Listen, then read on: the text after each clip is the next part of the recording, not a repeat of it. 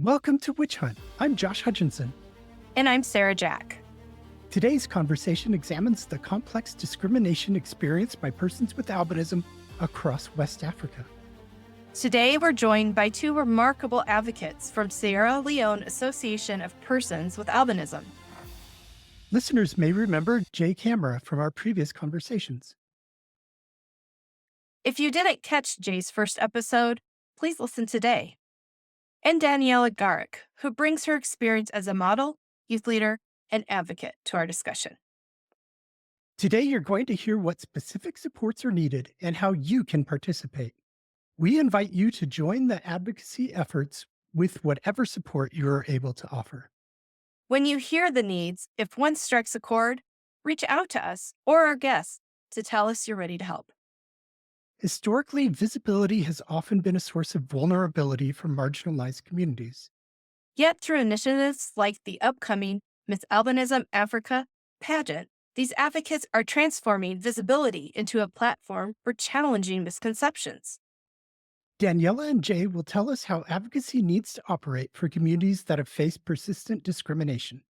As we listen to their experience, I encourage our audience to consider how similar approaches might translate to other contexts. We can reflect on how representation and visibility serve as essential components in dismantling historical patterns of marginalization. Witch Hunt Podcast is here for you to learn about experiences of others and give you valuable opportunities to act. Let's welcome our guests from Sierra Leone and explore how pageantry becomes an unexpected vehicle for profound human rights advocacy. Witch Hunt Podcast is so happy to have our friends back from Sierra Leone Association of Persons with Albinism. Welcome back, Jay. Hello, Daniella. Hello, Please- Sarah. Yeah, tell us Hello, about yourself. Jay. Hello, everyone. I am Daniella Garrick. I am a model. I'm also an advocate for people with albinism. I'm also the national youth leader for Sierra Leone Union on disability issues in Sierra Leone. And I've been working with Sierra Leone Association of Persons with Albinism from 2019 till date. I am the Safeguarding and Welfare Officer, and I'm also the ambassador for Sierra Leone Association of Persons with Albinism. I am also a student. I studied air travel management at the College of Travel and Tourism Studies, and I'm currently studying public health in the Milton Margai Technical University in Sierra Leone. What would you like us to know about your work with SLAPWA? I've been working with SLAPWA from 2019. I knew about the organization from 2019. I registered with Jay, and I've been receiving sunscreens, protective gears from the organization. I started volunteering for meetings, organizing functions, try to reach out to communities where people with albinism live, try to bring them on board for them to also join the organization, for them to benefit greatly for their skin and eyes. And in 2023, I became the communications person, gender communication officer. Now I'm the welfare safeguarding officer for the organization. We'll be doing very, very well. We've also been giving out sunscreen to members, conduct session for gender support group meetings, wherein we educate women and girls with albinism on how to take care of themselves as people with albinism, how to combat discrimination, how to break barriers, because we try to see the potential in every person with albinism. And also, we've been doing community outreach, going to schools, going to hospitals, and we've been sensitizing stakeholders about albinism, how they should be very inclusive, that they should not leave people with albinism behind in every developmental program. That's a lot of really critical work. It's really amazing to hear that you are able to do so many things in your advocacy. It sounds like there is a really great opportunity coming up where you can advocate but also have an opportunity to enjoy talking about your work and your accomplishments, and that is Mr. and Miss Albinism Africa. Are you excited about that? I'm very, very excited because it's a way for me to express myself wearing as a woman with albinism in Africa, West Africa, Sierra Leone to be particular. There are lots of discrimination, a lot of barrier hindering the brightness or the spotlight of your potential. And me taking up this journey of contesting and representing Sierra Leone for the Miss Albinism Africa, it's a big stepping stone. And I think women with albinism should definitely see or try to connect with the faith and the strength that I am trying to portray here so that they can see as an example, a very good example for them to never look down upon themselves and they can do whatever good thing they want to do in life. Yeah. It's this opportunity has so many powerful impacts. It'll impact you personally, but also you could bring awareness to your country specifically and SLAPWA. How did you become involved with Mr. and Miss Albinism? Thank you, Josh and Sia, for having this interview with us again. It's been a while, but we are happy we are becoming great friends and partners. And something good is cooking, so people should be looking out. We're Yes. working on how we can build a partnership very strong, and I'm happy. And so, how we get connected with the organizers of the Mr. and Mr. Albinism Africa is I was part of an African, all albinism African, I think, leaders within the different organizations within Africa. There was a suggestion within that. It's not this year, in fact, it's about 2 years ago. They've planned to do the Mr. and Mr. Albinism Africa, but they've tried a lot of time, but due to lack of funding, it has been like on hold. The Art of Game started leading the initiative, but it was from most of the leaders within that particular group that they formed. Miss Brenda, who is staying in Zimbabwe, is leading the Dare to Dream, and they've organized Miss Albinism, Mr. and Miss Albinism Zimbabwe, I think twice. And she was also a contestant back then. So she understood the area of how beauty pageants or pageantry will give like a beautiful painting to express the feeling or perhaps the interest of people with albinism, or perhaps shining the light on people with albinism, extra skills or extra beauty, not just what people are saying, like the myth and the discrimination, the neglect, and then also the ill treatment that people are saying they're making people with albinism undergo. Like when you talk about sacrificing, using the body parts of people with albinism, talk about us being devil, being witches, we just disappear. So beauty pageant is another way for us to see how we can raise the bar in advocacy. When you use entertainment, and people go and pay to go and look at people with albinism, that will like increase the love, the self-love, the importance of people with albinism taking part in those contests. That's why we thought it fit that we should at least organize this particular thing. But somebody who has experience, like the country that have experience, is Brenda, and Brenda was the one pushing the thing first. And now it has come to fruition, and then this one will happen this year, no matter what the funding is and all. So they've asked all leaders within that particular group to see how we can raise funds for our contestant to be part of the contest. So like they are organizing it, they're finding the place, finding everything, but also we as leaders within different organizations in different parts of Africa should find contestants to be part of it, and then finding funds to be there. So it's not just for the contest. Also, the other thing that they will showcase people's talent, like different businesses, like skillful businesses that are people with albinism are doing around the globe will come there, or within the country that you represent will come there and showcase what they're doing. So that's another aspect of this particular contest. So it's not just about the contest. It's not just about people going out to the stage, showcasing what they're wearing. It's about showing that people with albinism are also capable of being beauty pageant of involving in modeling, of having big contracts with big brands around the globe. So we want to like show people that we are not just like devils. We are not just people that will just use our body parts. So that's the piece of it. And then they reach out to all of us and then they say, we should do this. And then find contestants to come and represent your country. So that is what we have been doing. And that's how the connection come about. And I reach out to Daniela to see how she can be part of it. She said, oh, I'm a model, but not a contestant. So how will I like be part of it? I said, no, it's not just about you being a model or you being going there to take part in the contest.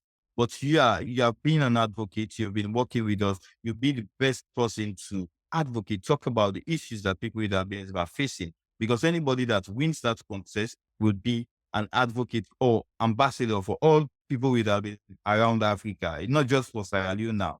You're going global, you're going regional, you understand. So we're going to use your talents to reach out to more people around the globe to understand about the issues people with albinism are facing and how we should combat the discrimination, the neglect, the prejudice, the myth around albinism. So we want to really break barriers and make this a never to be forgotten event.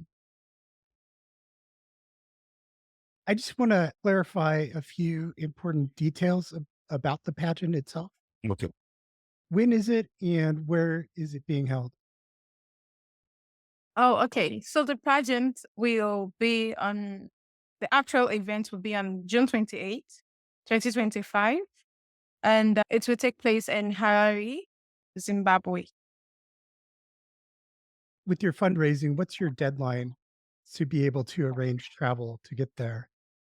Okay. I think for the fundraising, definitely we should be able to have all that we want by April, ending of April. So within the country, first, you need to popularize it for people to aware that you're going to represent your country, not just an organization like SLAPWA, but we are representing the country out there. So people need to come on board. But with fundraiser, we've trying to see how we can develop some proposals, some concept notes and budget to see.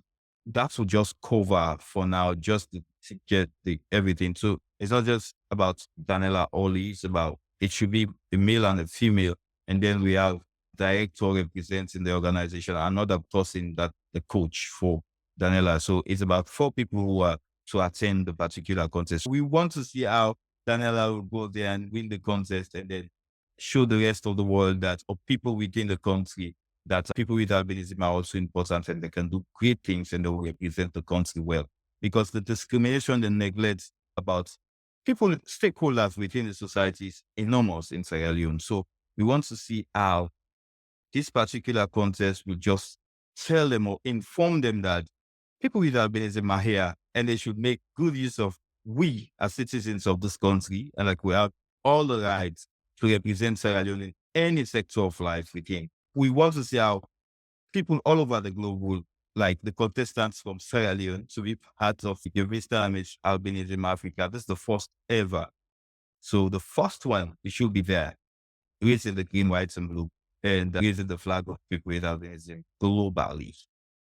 Yes. And it's such a big opportunity for Sierra Leone and for the organization and for you as an individual and your co-contestant. This is a really big deal. So when people support you, they're supporting this powerful opportunity. It's going to have a big positive impact on all the layers of the work and advocacy that are happening. And you don't have opportunities like this every No, day. no, yeah. Yeah. So it's a good opportunity because it's a way of the albinism community in Africa to showcase their talent and tell the world that we are here and you shouldn't forget about us. And if you've forgotten about us in other aspects, we're using the pageantry to see how we can tell you that we are here. So we're using it as a tool to advocate for people with albinism all over the world, not just in Africa that we're doing right now, but also all over the world, because people with albinism, they want people to hire them and give them job that will give them sort of income. But because of the discrimination, the neglect, and also the myth that surround people with albinism, even for us here that are facing like the myth, the mockery, the provocation, the mutilations and all, that those things that are happening to us here are also like something that it's affecting other people with albinism all over the world. Because if they're seeing like people with albinism have been killed, so it's affecting people all over the world that are living with albinism. Because if you really love perhaps the community of people with albinism, you don't want to hear that they are doing them evil anywhere in the world. Because the discrimination we are facing here, and it will not be intense like the ones people in the US or any other part that is an advanced country face. But also if they are discriminating people with albinism, because if you see me now and you see somebody in the US who is also a person with albinism, you will not know the difference. Honestly, it's just because of perhaps the sun rays and then the dark spots and all. But you will not know the difference. You think that they are siblings. You understand? So what affects a person with albinism down in Africa is also affecting this one indirectly in those other parts of the world. So we want to see how we can break those barriers and give a motivation to other people elsewhere to take part in those particular contests that they have in there.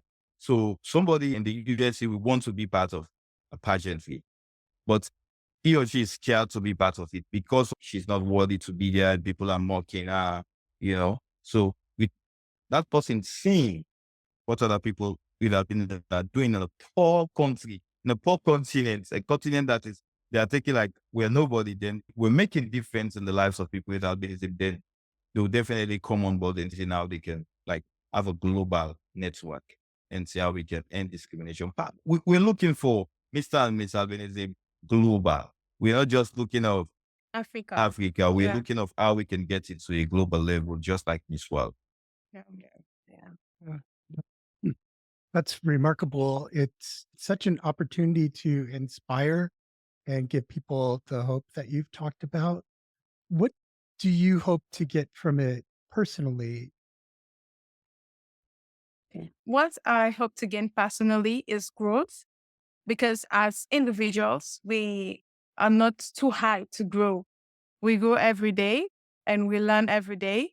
And it's a very new thing for me. Pageantry is very new to me because I'm more of a runway model than a pageant model. And taking this opportunity, going to represent Sierra Leone and the community of people with albinism in Sierra Leone, to Zimbabwe, to the world, let me say to showcase people with albinism in Sierra Leone, in Zimbabwe, representing being the queen for Miss Albinism Africa. I think it's a personal growth for me. It's a learning experience and networking as well to further push the case of people with albinism in Sierra Leone, because however similarities of challenges and achievements that is ongoing between countries, they're a little bit different.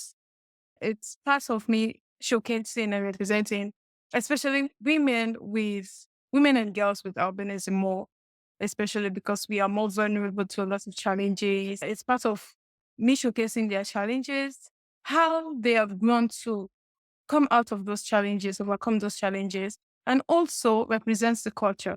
Because definitely there are going to be a lot of competition and watch and about cultures, who has the best culture.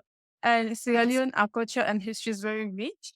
And it's a wonderful experience that I'm going to give to them, definitely. And that's a personal growth for me, because I am representing my country, not just people with albinism. Yeah. And you mentioned networking. So, you'll be, other contestants have stories too. So you'll hear their stories and they'll hear your story and the powerful work that you're doing. Do you think that having that experience with other women is going to enrich your work going forward? Definitely. Because sharing stories, people sharing their stories with you definitely learn from those stories. And you will take a good example of those stories, some stories, and you will definitely try to envision yourself myself, if I was in that particular situation, what would I have done? And how can I improve the situation to be better or to use that, imitate the actions of that person and bring it back to my own community and try to present them that, oh, we have other people like you, not just in Sierra Leone, but in other parts of Africa with the same similar stories or different stories, but they did very well for themselves.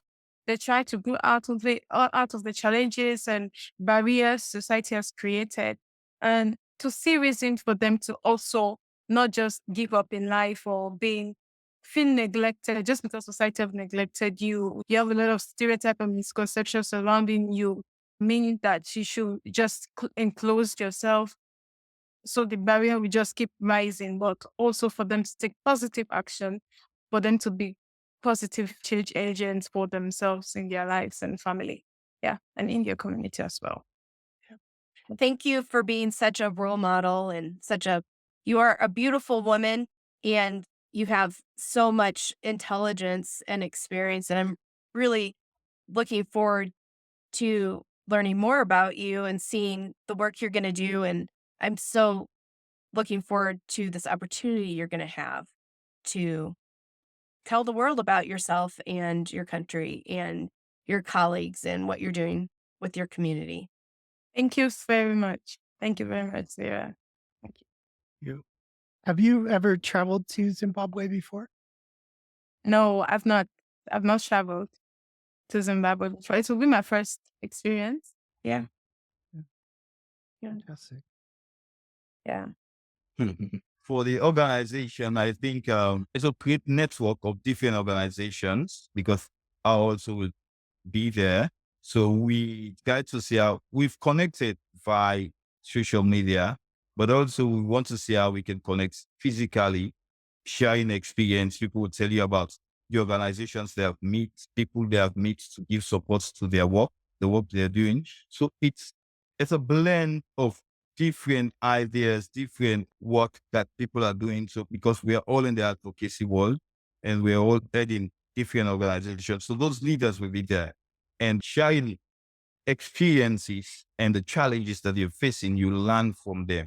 So what are my challenges here might be like, that was a challenge, but they've find a way around it. So they will share those experience with us and then we'll find a way. But also this will motivate because we've been trying to do the Mr. and Miss Albinism in Sierra Leone for a while. But this will serve as a motivating factor for us and also for the all of Sierra Leone to know that, oh, this is happening, this is real, and we need to like put funding behind this for it to happen nationally. So because people are not like saying how useful or how important you guys are, except you have some international connection or representation. So when Daniella and the other guy are going to represent you, but that will really, really raise the bar. So Sierra Leoneans within the tourism and within the pageantry walk of life will definitely see us differently now. Will definitely think that, oh, so there is a pageantry for people with albinism that is regional, that is within Africa. Oh, so we've been left in out and we've seen them approach us, tell us about they want to do the Mr. and Miss Albinism Sierra Leone here, but we have been neglecting them and all. So this will whet their appetite or get them interested in seeing how they can fund the national one here. Yeah, actually, that this particular contest or this pageantry, this competition will definitely see how SLAPWA will also grow immensely in terms of us finding representation to represent Sierra Leone globally. It's not just about SLAPWA sending Daniella and Rhyme to that particular contest. It's about us representing Sierra Leone out there. So this is a national call. So everybody within the country that is of doing a private business, the government, NGOs that are funding vulnerable groups, the inclusion of people with albinism or the inclusion of people with disability in all walks of life should see this as an opportunity to come on board to see how they can help us grow. That's what I'm saying will come Yeah. out for the organization. Yeah. I'm so glad you came on the podcast. Listeners, it's really important to be a part of these efforts. When we say community advocacy, as you can hear Jay and Danielle talking, it's a global community, it's a national community, it's a local community, but we all have a part to play.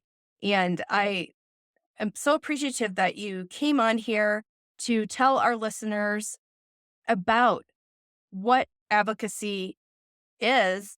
It's the people across associations, across countries, collaborating together to increase the visibility of the barriers that persons with albinism are facing, but also the potential that's there for individuals and for the community of albinism. If they want to support this specific thing, they can today, they can send a donation to you. And how do they do that? We have a website, which is www.albinismsierraleone.org. And then we have a Facebook page that is very active, which is the name Sierra Leone Association of Persons with Albinism. The Facebook is very, very active, so people can reach out there. Another one is that if you wanted to at least call on WhatsApp, or you can reach out to also our hotline, which is +232 76 42 98 90. We wanted to see how we can represent our country and also represent a vulnerable group that has been neglected by society for so long, just as they are talking about women's rights. Women's have been left behind for so long. People with albinism encompasses women, children, adults, aged. So you realize it's a whole community. So we have women there who have been neglected. So if women without any form of disability are facing difficulties or challenges, women with albinism are facing 10 times 10. So if children are facing any challenges, children with albinism are facing, because we lack melanin, which will give us skin cancer, talking about this climate change. All of those things we need to see. People need to know the challenges that we are facing. Then they will see the reason to give assistance or support to organizations that are working on the rights of people with albinism. We're just talking about the human rights. We're talking about health, the rights to life. Because if climate change is a man-made disaster that is affecting all of us, those people causing those disasters should definitely look at the human beings that climate change is affecting more, to see how they can come on board and see how they can help them survive. Because without the support of the world to see how they can help people with albinism not to have skin cancer, which will lead to the early death, they should come on board to see how they can mitigate that. Not just talking about how to mitigate the planet, but what about the human beings that are affected, which their life is at stake? Yes. That's a rights violation. So we want to see how we can raise all those points on a global platform like the Miss Albinism Africa, for people to understand the challenges that people with albinism are facing. When you talk about short-sightedness, going to school is a difficult thing. So we have loads of dropouts. What are we doing for those people that are dropout now to be useful to the society, not just to themselves? So it's a very broad issue that we're talking about, but people don't understand, and that's why we're here in your podcast. I know we'll definitely reach out to more people for them to understand the situation of people with albinism around the globe. You mentioned your Facebook page. Yes. Your association has such an informative, engaging Facebook page. There's a lot of organizations out there. We have a Facebook page, but what I see you guys do with your social media is so impressive. And I really encourage our listeners to go to the Sierra Leone Association of Person with Albinism Facebook page and see the community and see what they're talking about and see what they're doing. I've learned so much about you and your community through your Facebook page. One of the things that is so powerful about your advocacy, looking in from my position, you're always educating and you're always being an example. You are such role models as human beings. And what you're doing for this specific critical cause to save lives, as you are saying, that there's all these reasons that life has to be fought for. Thank you for what you're doing, but I know you have to do what you're doing. If Yeah. you have to do it, the way you're doing it is impressive. And you guys, you deserve to go have this experience and this platform for drawing people together and talking about what's happening and talking about what you're doing. You don't just talk about what needs to be done, you are actively looking for resources and ways to lift up your community and to give them what they need. And that's important. And listeners, you can be a part of this. And Witch Hunts is a nonprofit. The association is a charity. So when you give to us, you are supporting organizations that are going to keep working and developing these strategies and lifting people up like Daniella. You have heard all of the amazing work that she has been able to do so far. We want her to have a bright future ahead. And you're working so hard, both of you. Thank you for your example. You're Thank welcome. you. And Yeah. it's a pleasure doing it because when you're a part of a community, you want to see change happens. And when you finally, and the other life, the year after, you definitely watch down and said, what I've done is still continuing. Because that's what we want to see. We want to see change that's happen now and grow to be better. So struggles and challenges that we're facing right now will not like be immense when we've gone. So the younger generation will at least meet a platform or laws or policies made that would protect their rights. That's what we're looking for, honestly. Yeah. So Thank- people should know. The other thing that people should know is that it shouldn't be like physical cash. If you wanted to buy the ticket for us to go there, you can do it. So if you wanted to buy the ticket, you can just ask for the names of the passports to Sierra and all the people. You can do that. If you wanted to book the hotel for us, you can go about and do that. Now the world is a very small world. You use your phone and do everything. You wanted to buy some clothes or other things for Daniela to represent and the other guy, that's fine. Even if you buy clothes or makeup or skincare, boxes or shoes or bags, whatever you buy, definitely it's still your money. And you're saying if a person or a company would like to provide your tickets or your Yes. the hotel stay, or Yes. and it sounds, are you looking for wardrobe and accessories to Yes. display? Yeah. So if they would like to provide you with that, and then Yeah. Yeah. Yeah.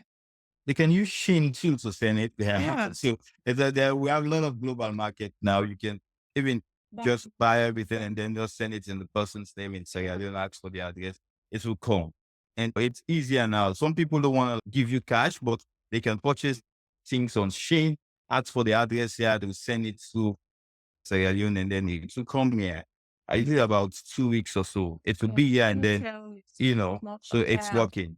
Yeah. So we're just giving people option for them to know that this is authentic. So it's about 4 people that need to represent from Sierra Leone that needs to go on so let people know the number of people. Thank you, Sarah and Yeah. Josh, for having yes. us here. So you Mm. have your contestants and then the organization that's going with them. Yeah. Yeah. Cool. Thank you so much for joining us today. It was very nice to meet you, Daniella, and great to catch up with you again, Jay. So thank you again. Thank you so much, Josh. Welcome. Thank you. Thank you, Daniella and Jay, for sharing your remarkable work with us today. Their approach to advocacy through representation illustrates how communities can work toward inclusion of all people. Daniella's journey to Miss Albinism Africa connects individual narrative to collective experience. Patterns of discrimination aren't abstract concepts, but lived realities that demand innovative responses. The pageant's reimagining of visibility transforms what historically has been a site of vulnerability into a platform for agency. This inversion offers important lessons for how we understand advocacy. For listeners moved by today's conversation, we encourage you to learn more about the Sierra Leone Association of Persons with Albinism. Their website at albinismsierraleone.org, that's albinismsierraleone.org, provides information about their ongoing initiatives and ways to support their work. And the SLAPWA Facebook page is another excellent resource with frequent posts about the organization's activities. Visit the page at facebook.com/SLAPWA17. That's facebook.com/SLAPWA17. As Daniella prepares to represent Sierra Leone in June 2025, the association is seeking your support for travel, accommodations, and competition expenses. Your generosity and giving can help ensure that Sierra Leone's Daniella Garrick reaches the continental stage. Thank you for spending time today with Jay, Daniella, Josh, and me. Have a great today and a beautiful tomorrow.